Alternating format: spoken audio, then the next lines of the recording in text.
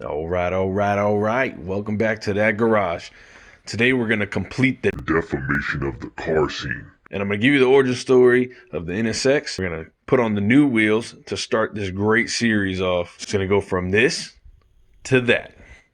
Let's go.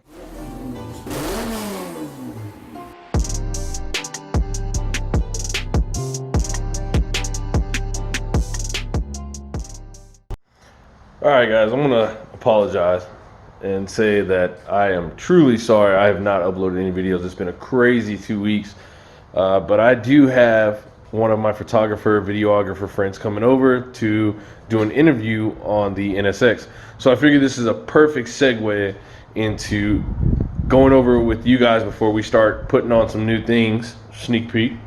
Hello. So let's get to it. Kind of windy out, guys, and I haven't pulled it into the garage because I'm going to clean the garage up a little bit for the interview. But I just wanted to go over this this origin story of what happened here, how I came across this NSX, and it was definitely a steal on my end. So I remember I woke up one day and was like, let me search for an NSX. You know, it's like one of those things like people just kind of do as enthusiasts. You kind of wake up and you're like, all right, well, let's go to Facebook Marketplace, even though I don't have the money to buy car parts or buy a car. And I did exactly that. I was like, I've always wanted an NSX, so let's go ahead and roll with that, right? And so, you know, after a couple, weeks of searching and just kind of looking on Facebook Marketplace, Craigslist, and all that other stuff, I ran across a post in one of the forums or groups on Facebook that's, they sell cars or auction off cars as well. So I hit up a guy named Vu, and I went and talked to him for about a week, and then I hit up my best friend and was like, hey, I'm like, I think we're gonna go get this NSX on Friday. Mind you, it's a Tuesday, and he's like, yeah, okay, whatever. He kind of blows it off, and I'm like, no, I'm serious, man. He's like, all right, well, yeah, we'll go get it, man. Just tell me when. And I'm like, all right, possibly Friday. So what ended up happening was on Thursday, I went ahead and got plane tickets for me and the boss man Matt, and I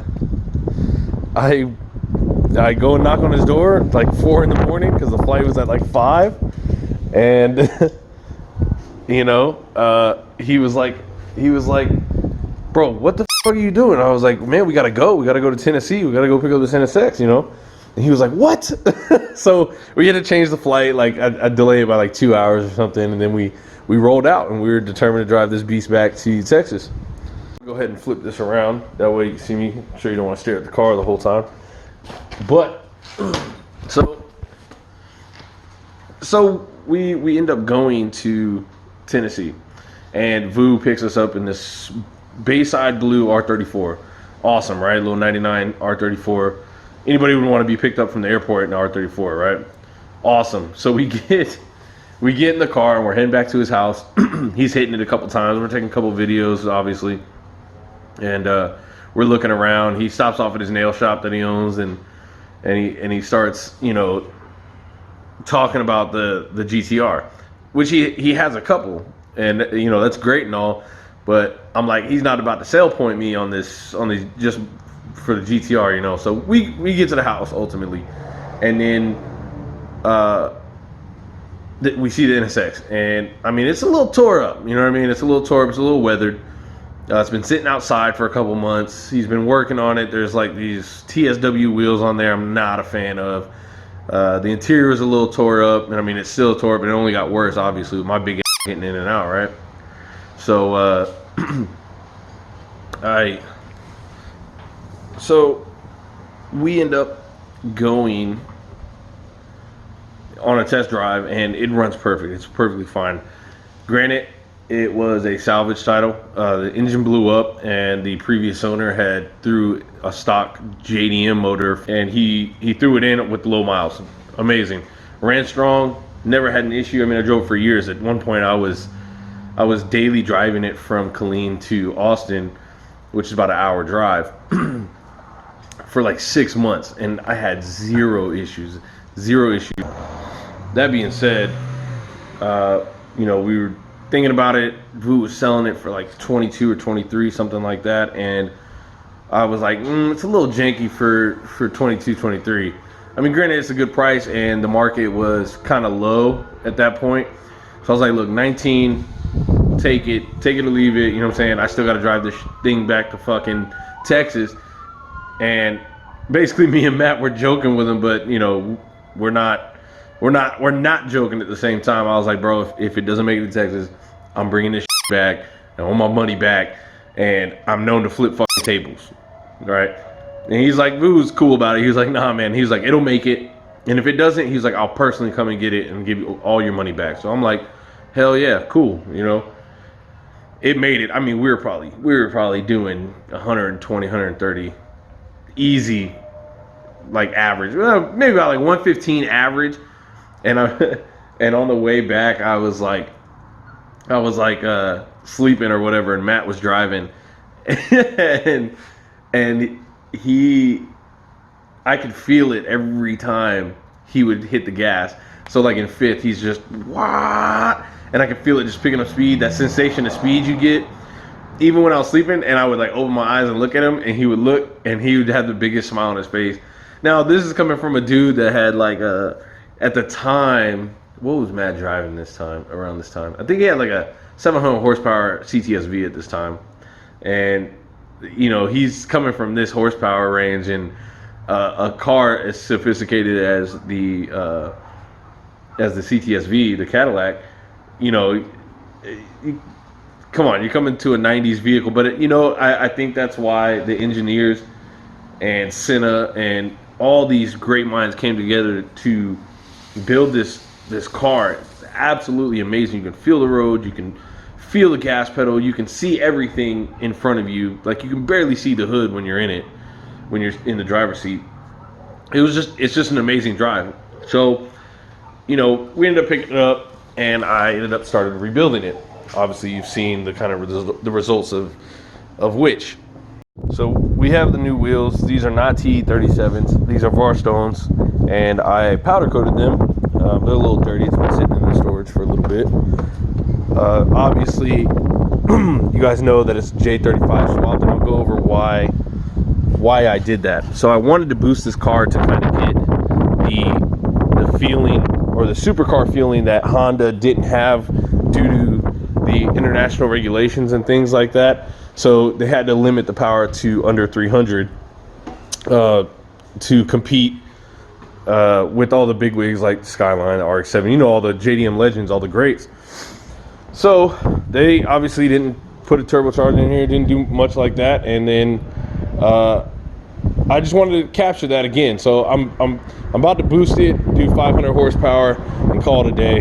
Kind of capture that supercar feeling that the newer ones have, and then I was like, you know, I don't want to blow up the C motor, the stock C motor, because it's a good chunk of change. I mean, you could probably get them rebuilt anywhere between like 12,000 and 23,000, depending on like what you get done. And if you blow it up, you might as well build it to what you want to build it to, right? So I was looking at a package that was like $24,000. And I was like, yep, nope, not happening. Ran across a swap kit that David Dowling made. Awesome dude, by the way. And this is the result. J35, $300 from the junkyard. I can boost the hell out of it, and I can build another one for cheap.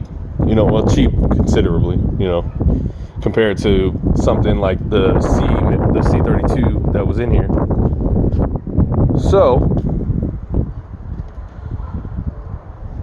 this is it. These were the seats that came in it. I'm not too sure if these are the original seats, but they might, because even the carpet was dyed, which we will be replacing with 80/20 loop red carpet like the NSXR, or like, you know, your ITRs or your CTRs like they have. The steering wheel shit, right? But I do have something for that as well. It's a OMP wheel with a flat bottom, carbon fiber on there with Alcantara suede. Looks absolutely fucking mint. Yeah. I have it torn apart. Obviously the bolsters and things are off. These were tan, which I think this was tan, right? And all that's going Alcantara, all that. The seats are going to get replaced with Recaros, and I am going to keep the seats, and I'm going to get them rewrapped. You see a car seat in here, but don't worry about that. I was just transferring it from the E55. But you can see the carpet's out. So today I might actually be starting on the carpet, the 80/20 loop red, and doing that. You see the AEM back here, standalone, ready for boost. The center console was hella jacked up. Actually, this didn't even come with the car. The one that came with the car was just fucking raunchy. And I was like, fuck that, man. So I tore it out, and, you know, I put a little double dent in. This thing's a piece of crap. It's probably like from 2005, 2006 or some shit. But I have the new dent coming in with the new subwoofer going down there in the passenger footwell. And the new center console is carbon fiber. And then there will be a nav pod up here. So we're going to go ahead and go through that. There's a lot of work to be done, but it's also come a long way as well when I got it. There was a reason why it was $19,000. And I mean, not just because the market was down, but you know, there's little things, man, like these seals. They go bad, but they're expensive. The ones on the door as well. They're expensive. The window motor, well, rather the plastics in the window motor, they go bad. Like, they get brittle. Obviously, it's a 90s vehicle, so, you know, you're going to have 90s issues. All the plastic in here is pretty damn brittle. I've already broken, like, the tab off the clock thing, but the nav pod's going to replace all that, so there's no worries there. You see the door handle off. There's a reason for that. The door handles are plastic, the hinges, the hinging part, and they snap off. Yep, mine did that. So they sell billet extensions that you can put onto the door handle hinge, or I might go carbon to match the rest of the carbon fiber things that are going in here. As you can see, I have the carbon pillars and the carbon headliner. It's kind of hard with the light all the way back, and then obviously B pillars are going to be going on. I have the carbon speaker box right here in the back, leading to the center console, or the armrest that opens. Can't open it right now, it's not bolted. And then obviously to the center console, which is pretty cool because this coin tray is going to be turned into air management for the air cups. So that's going to be a fun project as well. And then we're going to go ahead and mount this. Even though I have a digital gauge, I might just throw this behind the panel for now, because I don't want, I mean, there's no point in do 2 gauges, but I don't know. We'll see what we got here and what we're working with. I mean, there's a lot going on with this thing, and it's going to be fucking awesome when we're done. So they stopped making these stupid little pieces, so I got to try and find something for that. Maybe get one of the NSX guys to lend me theirs so I can make a mold and do carbon or something. But yeah, man, there's a lot of work to be done, and you can see the leather's kind of janky, and you got pieces in here that are all you know, like, look at this shit. Like, this comes out, man, you know what I mean? Like, it's supposed to do this though, so you can tilt it towards your face, or, you know, whatever, but it will come out if I yank on it hard enough. It's just, there's some things to be done, man. This is not perfect, and, you know, I'm not one of those enthusiasts that are big on keeping it pristine. I mean, some of the NSX guys hate me for doing certain things, but like, look, man, like, you know, paint's rusting off. I mean, I drive the piss out of this thing, you know what I mean? This was not my fault. I gotta get it's pretty, man. It's a fun drive. It's a fun drive. I mean, there's nothing like it. I would love a McLaren or a Lamborghini or something of that nature, but god damn, this is just a fun drive, man. It's ridiculous. It's a fun drive, and it's an icon. You know, I was telling my wife the other day, man, you know, I was thinking about selling her, you know, possibly in the future, not in the near future, but in the future, to get something crazy like the C8 Corvette and do something crazy with a wide body, blah blah blah, you know, this, that, and the third. Get a true supercar, you know, which I might still do without selling this. But when it comes down to it, man, I was driving it the other day, and this was the first time in a while, and I was really getting into it. And man, even if you get the luxury shit, the new shit with the, the heated seats, and like you can voice activated this and voice activated that, which, by the way, I use a fucking aux cable in this thing. It's a fucking 91, obviously. So I use an aux cable in here. Obviously the new head unit's going to be Bluetooth and all that other stuff. But, but just the drive, you have to drive this car. You have to drive it. It does not drive for you. I mean, GTRs and all that stuff, they're fun to drive. Don't get me wrong. They're fun. They're fast. You're in it. They're cushiony. You know what I mean? Like when you take a corner, man, you're like, you can be in it and the car will take care of everything.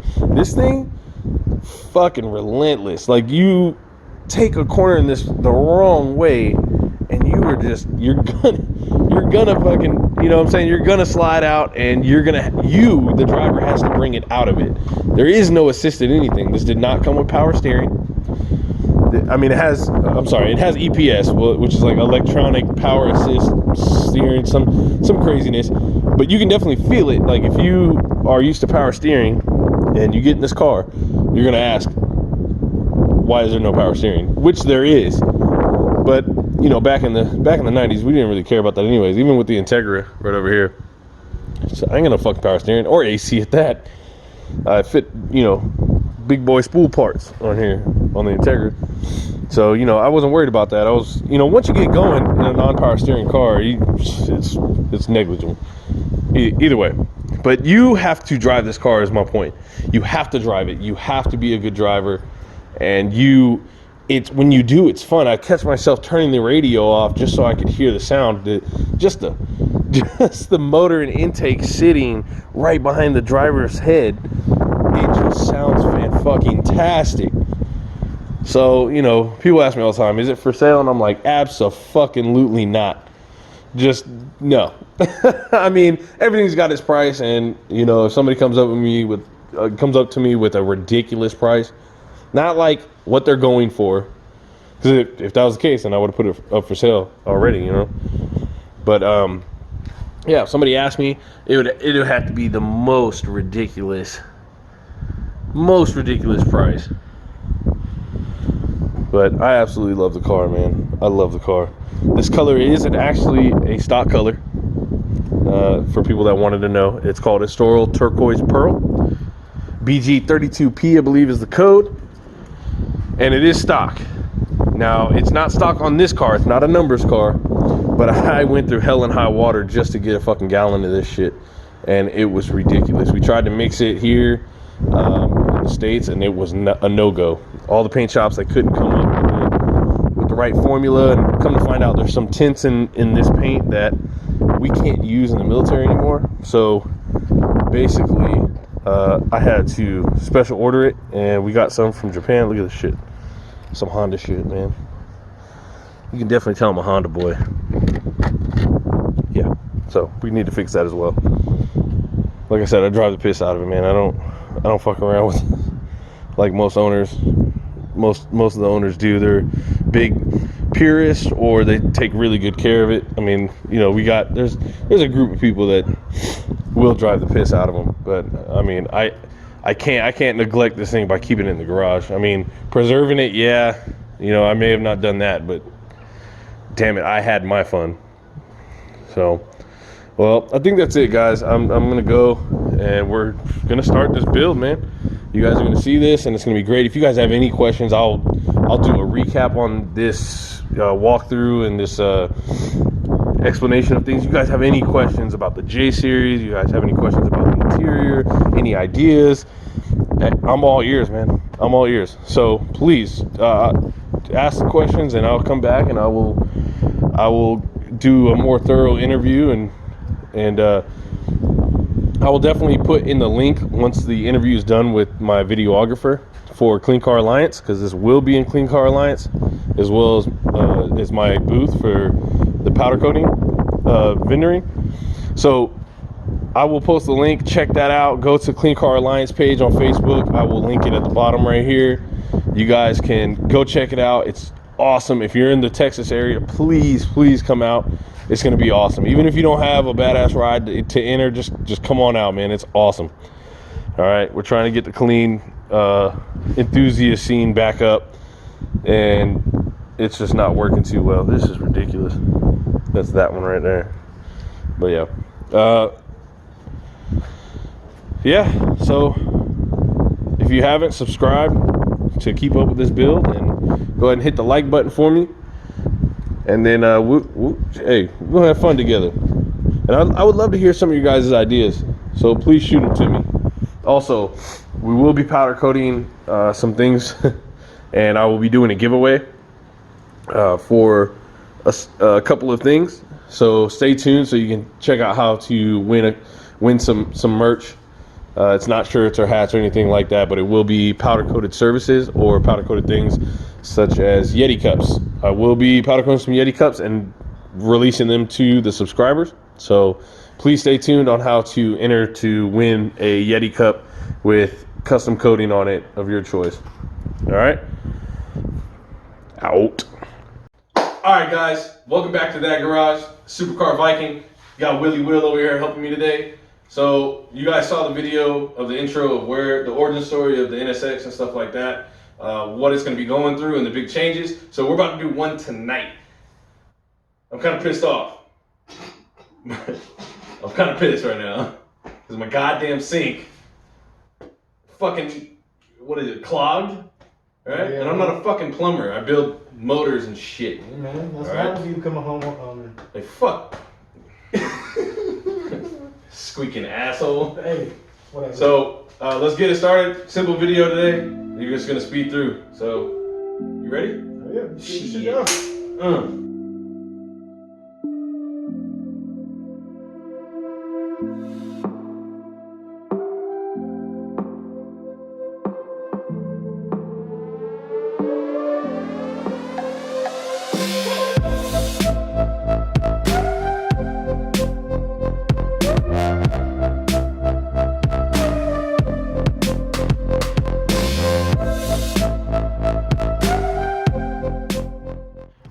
All right, guys, there she is. New wheels wrapped up. Now we do have a problem. Always a fucking problem. So I got the wrong size tire for the front. Not by much, just by a little bit. So it's a little bit thicker wrapped around the front than it is the rear, but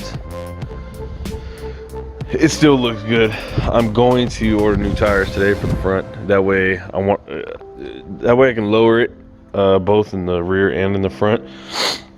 But damn, they look good. Oh, I fucking love them. Now this is a change up from the old ones. The old ones are 17 in the front, 18 in the rear. These are 18 in the front, 19 in the rear. A little bit more showy. It fills the gaps a little bit more, a little bit better. But I do enjoy that look. That gold against that fucking teal, or turquoise rather, is amazing. That is nice. I like it. I like it a lot. Well, that's it for this one, guys. We'll be back. I'll be doing the carpet today, I think. And you guys will get some sneak peeks of that.